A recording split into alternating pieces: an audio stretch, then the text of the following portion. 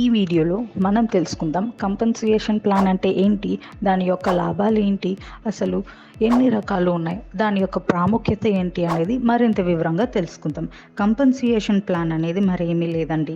నెట్వర్క్లో వారి బృంద సభ్యులు విక్రమ ప్రయత్నాలకు పంపిణీదారులు లేదా స్వతంత్ర ప్రతినిధులు ఎలా రివార్డ్ చేయబడతారో పరిహార పథకం నిర్వర్తిస్తుంది.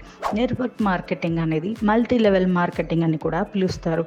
ఇది ఉత్పత్తులు లేదా సేవలను విక్రయించడమే కాకుండా పంపిణీదారులను నియమించడం మరియు శిక్షణ ఇవ్వడం మరియు సంస్థలో క్రమానుగత నిర్మాణాన్ని నిర్మించే పంపిణీదారుల నెట్వర్క్పై ఆధారపడి ఉంటుంది.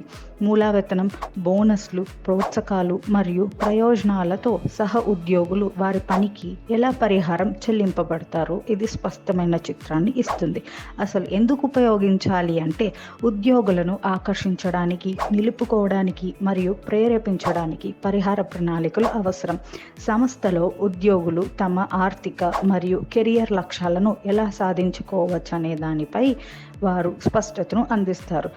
కంపెన్సేషన్ ప్లాన్ అవి చాలా రకాలుగా ఉంటాయి, కానీ సాధారణంగా చాలా వరకు ఎంఎల్ఎం కంపెనీలు ఉపయోగించేవి ఏంటి అంటే బైనరీ, లెవెల్, మ్యాట్రిక్స్, హైబ్రిడ్ ఇలాంటివి ఉపయోగిస్తూ ఉంటారు.